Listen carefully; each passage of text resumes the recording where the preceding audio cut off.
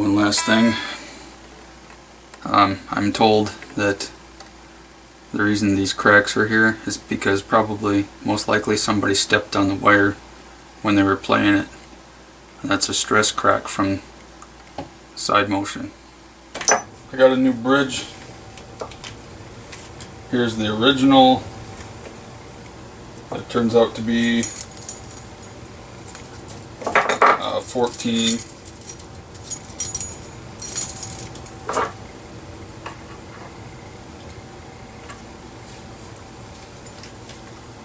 So this is a 14. This brand new one, it's got rollers on it, and this is a 14. So theoretically, these rollers help in sustain and lessen the string breakage. So we're going to put that on the guitar. This was metric. You have to know that when you order this stuff. Here it is. You have to know that when you order this stuff, because it has to be able to fit the threads inside the post. These screws can go either way. I've seen them facing both directions on brand new guitar sales sites, but I just prefer the screws to be out toward the rear, so that's what I'm going to do. Some people will tell you it's, I suppose will tell you that it's easier to handle the screws or adjust the screws if they're facing either way, but in this particular guitar, this pickup is right in the way, so I'm gonna put the screws back like I said, and that's the way my friend wants it anyway.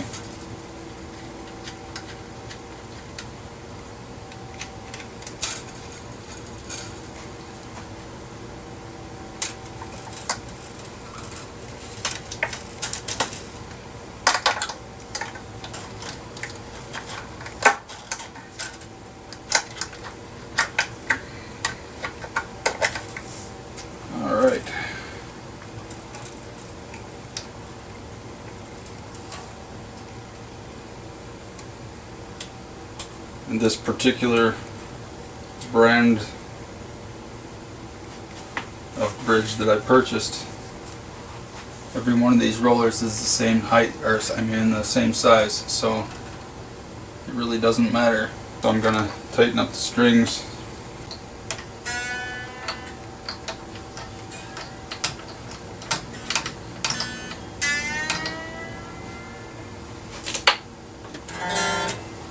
Okay, I'll put these into a rough position and then tune it up. You can kind of eyeball it compared to the old one. I measured from the front edge, so I should be pretty close.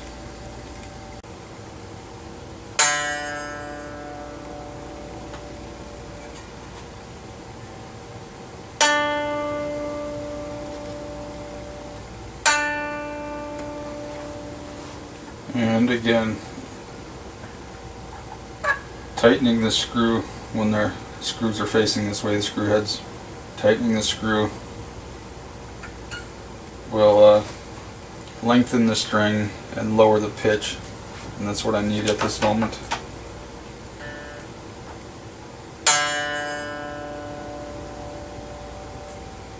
Every time you move that screw, you have to tune it without touching the string as well.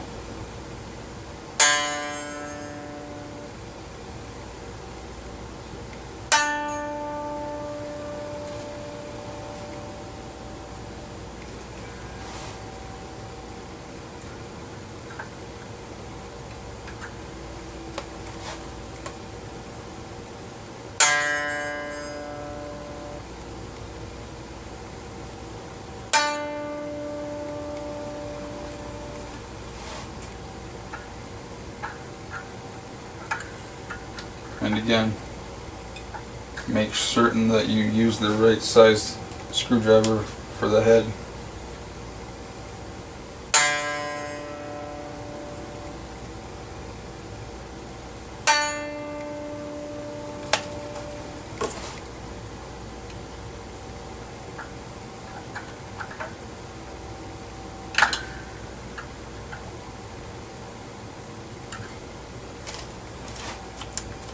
No more than 1/8 of a turn at a time.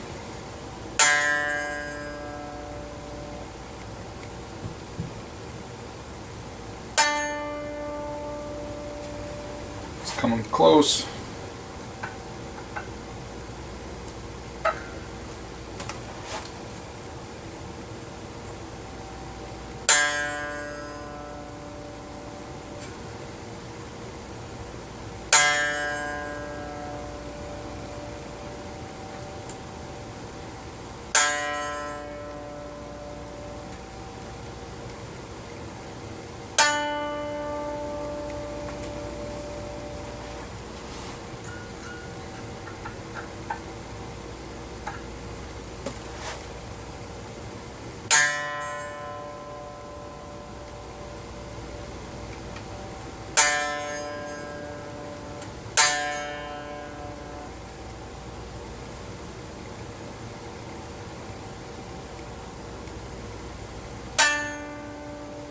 Dead on. Alright.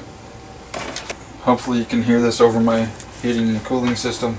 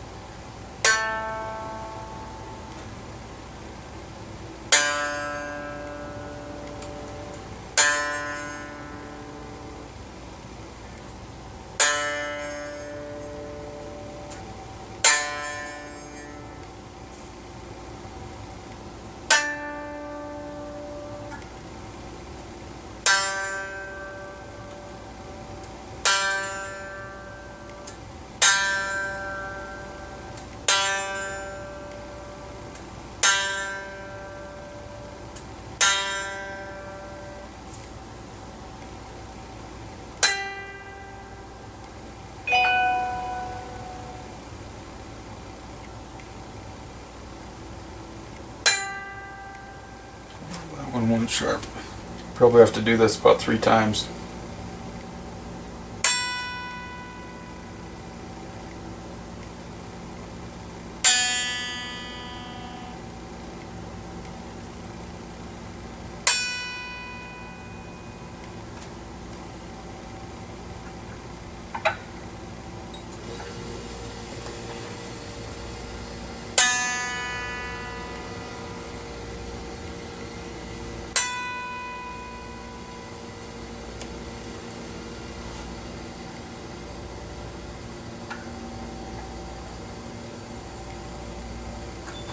And this is roughly how it should look.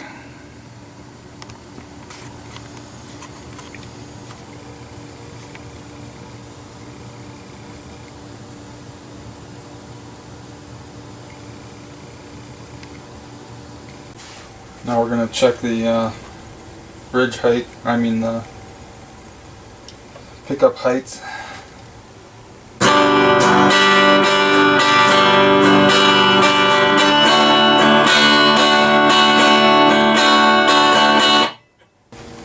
So we're back with the Armond Jet Star Special, and the guy I did this for said he wanted to make it possible to put smaller springs on it, so he started messing with the bridge, and he found a point where they would actually not move, so that they were binding. So I'm going to see if I can't either replace the entire bridge or replace the screws or rework them. He also wants me to see if I can't straighten out the neck. It's got a bit of a bow to it, but not much.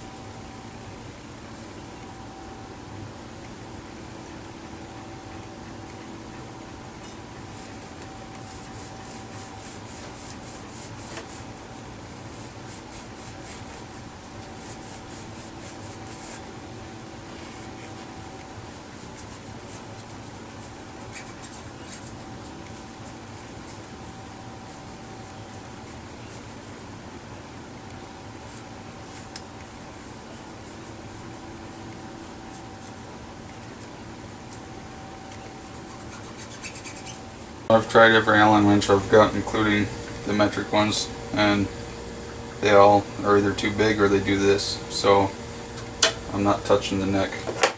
The thing is, I could strip the head if I just tried to force it, so I'm not going to do that. So back to the bridge. I could attempt to rework the screws with one of these kits, or I can just simply attempt to replace them. So we're going to see what goes on here. Okay, so they have these retainer clips. Each one of these screws has this retainer clip in it.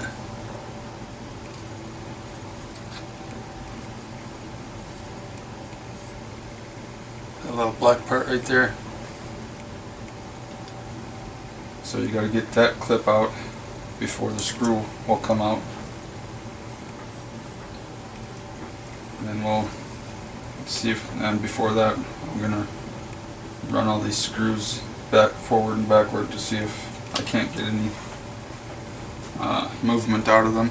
So, due to the fact that this pickup is so high, I want the screws to be facing the back of the guitar so that it's much more easily adjustable.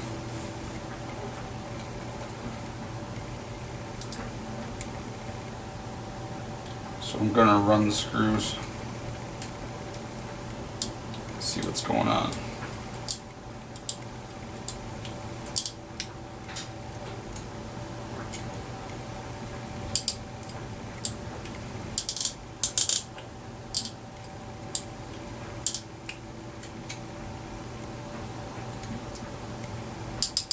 Trying to be careful to not strip the head or put the screwdriver through my fingers.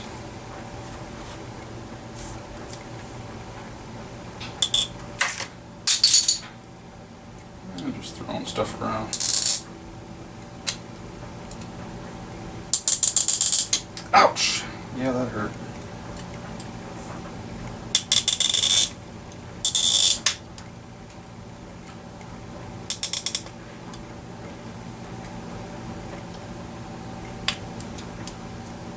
I'm shredding the head on the screw. I used a little knocker loose, and they started working pretty well, and then I got it up to the edge there and went a little too far, broke the dang head right off. Two of them, as a matter of fact. And notice on the inside here there's bumps from manufacturing, so I think that's where a lot of the friction came from in the middle, trying to run over that. Alright, attempt number 2. Just like the first one, first thing I did is run my fingers over all of the rollers, make sure they're very free. You don't actually have to put any effort into rolling them. This one works. Next thing, I'm going to put petroleum jelly on all the threads before I even try to move them.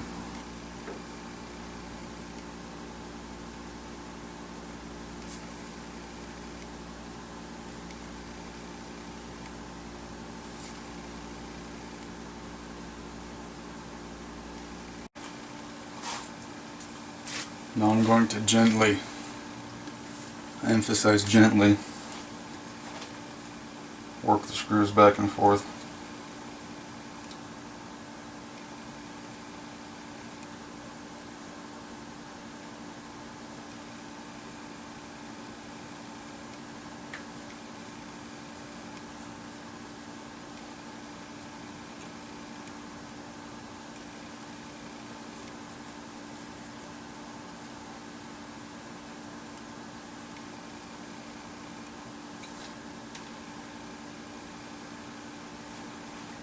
When you're at the edge,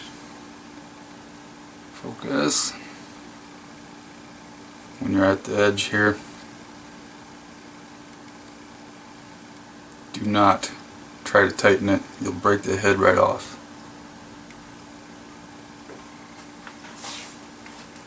So this was righty-tighty to bring it toward the screw head.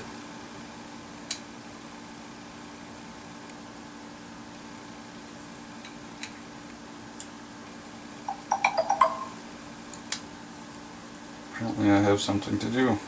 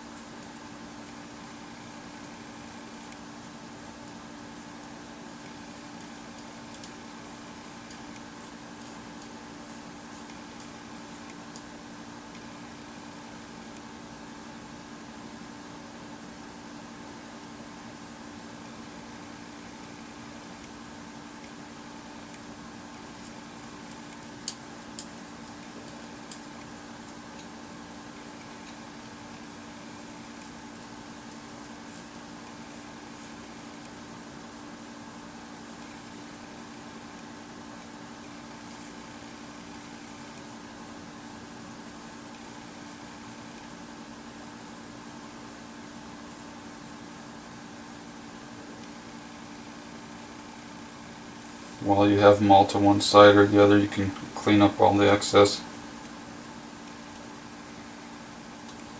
of whatever it is you use, whether WD-40,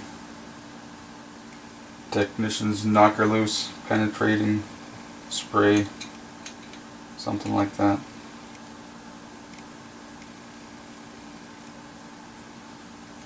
But anyway, just clean up the excess. So this guitar has the slightest buzz. What I should do is straighten out the neck and then raise the bridge. The problem is I'm in a high moisture area, southern Minnesota, so the humidity changes daily, sometimes hourly, so it's really not worth changing the neck. So I raised the bridge, and hopefully that'll take care of buzzing and still be playable. The strings look a little high in my opinion, but so I'm gonna bring it up to pitch, and then I'm gonna bring it up to octave. So I got it up to pitch, and there was still a bit of buzzing, and so I'm going to raise the bridge. But first, I wanted to check the frets.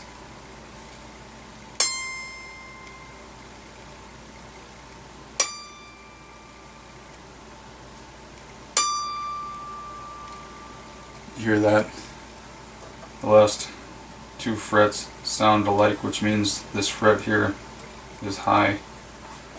But he already knows that, so I'm not going to do anything with it because he doesn't want me to, which is fine with me. So raising the bridge might be able to take care of that depending on how bad it is.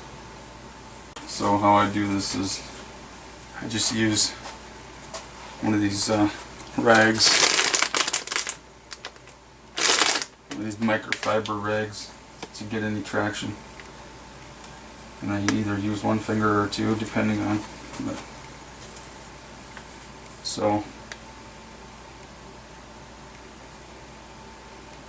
you turn it counterclockwise to raise it.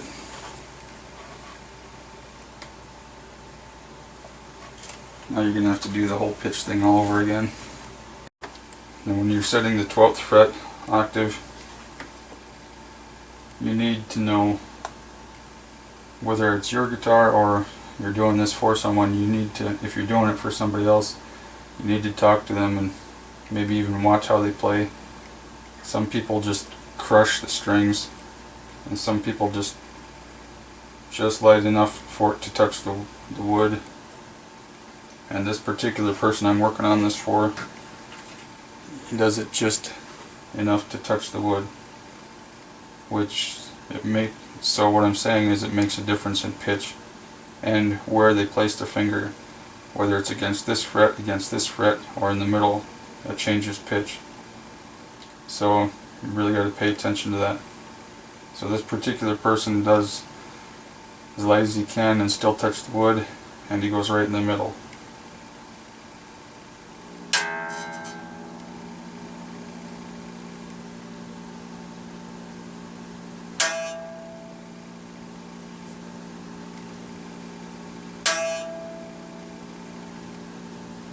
Oh, so close. Alright, so it's just a bit sharp. So I need to move the saddle away from the neck to lower the pitch.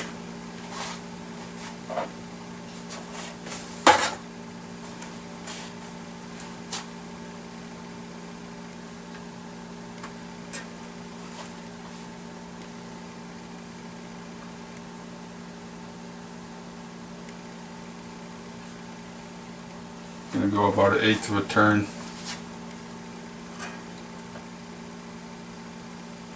Now I'm going to have to reset, recheck the tuning.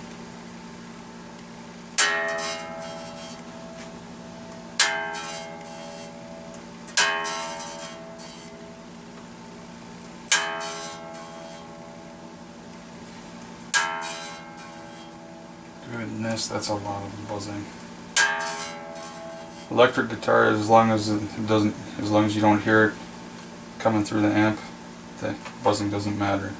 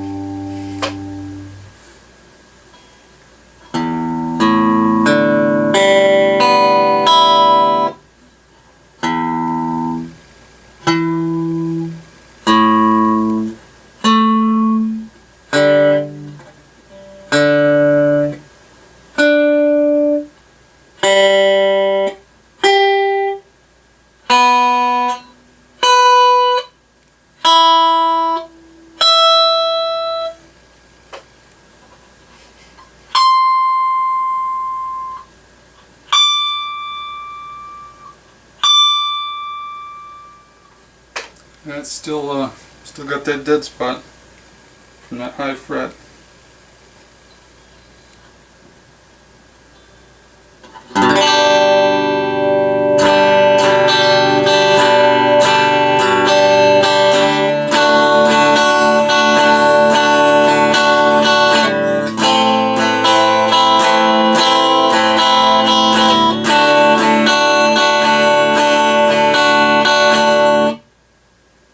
Wife trying to work.